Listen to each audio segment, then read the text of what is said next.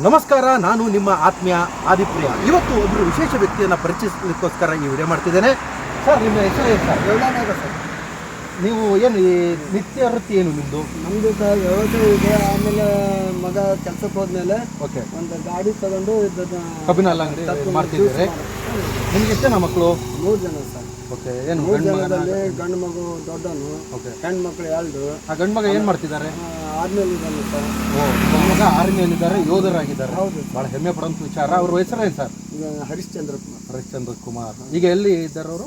Jammu Kashmir sir, Pakistan border. ಭಾಳ ಸಂತೋಷ. ಅವರು ಯೋಧರಾಗಿದ್ದು ಕೂಡ ನೀವು ಕಬ್ಬಿನ ಹಾಲು ಅಂಗಡಿ ಎಲ್ಲ ಮಾಡ್ತಾ ಹೌದು ಸರ್. ಅವ್ರನ್ನ ಮಾಡ್ತಿದ್ದೀರ. ಅದರಲ್ಲಿ ಒಂದು ಮಗ ಅಂತ ಹೇಳಿದರೆ ಅವ್ರನ್ನ ಒಂದು ದೇಶಕ್ಕೋಸ್ಕರ ನೀವು ಕೊಟ್ಟಿದ್ದೀರಿ, ಅರ್ಪಣೆ ಮಾಡಿದರೆ ಹೇಳಿದರೆ ಅವ್ರು ಒಳ್ಳೇದಾಗಲಿ. ಈ ವಿಡಿಯೋ ಮಾಡ್ತಿರೋ ಉದ್ದೇಶ ಇಷ್ಟೇ. ವಿಚಾರ ಏನು ಗೊತ್ತಾ, ಈಗೆಲ್ಲ ದಿನನಿತ್ಯದಲ್ಲಿ ಈಗ ನಾವು ನೋಡ್ತಿರ್ಬೋದು, ಎಲ್ರಿಗೂ ಒಂದೊಂದು ಮಗು ಇರುತ್ತೆ. ಇದೊಂದು ಕಾಲಕ್ರಮೇಣ ಹೋದರೆ ಮುಂದೆ ನಮ್ಮ ದೇಶಕ್ಕೆ ಯೋಧನಾಗಿ ಕಳಿಸುವಂತಹ ತಂದೆ ತಾಯಿಯರು ಎಷ್ಟು ಜನ ಇರ್ತಾರೆ ಗೊತ್ತಿಲ್ಲ. ಯಾಕೆ ಇರುವಂಥ ಒಂದು ಮಗು, ಕೆಲವರು ಆ ಮಗುನೂ ಕೂಡ ಬೇಡವಂಥ ಸ್ಥಿತಿ ಇದೆ. ಆಗ ನಮ್ಮ ಮುಂದಿನ ದಿನಗಳಲ್ಲಿ ಯೋಧರಾಗಿ ಸೇವೆ ಸಲ್ಲಿಸಲಿಕ್ಕೆ ಮಕ್ಕಳು ಸಿಗ್ತಾರಿಲ್ಲೋ ಅನ್ನೋದು ಕೂಡ ದೊಡ್ಡ ಪ್ರಶ್ನೆ ಆಗಿದೆ. ಏನೇ ಇರಲಿ, ಇವತ್ತಿನವರೆಗೂ ನಾವೊಂದು ದೇಶದ ಪರವಾಗಿ ಒಂದು ಸಲಾಂ ಹೊಡೆಯುವಂಥ ಒಂದು ವಿಶೇಷ ಸಂದರ್ಭ.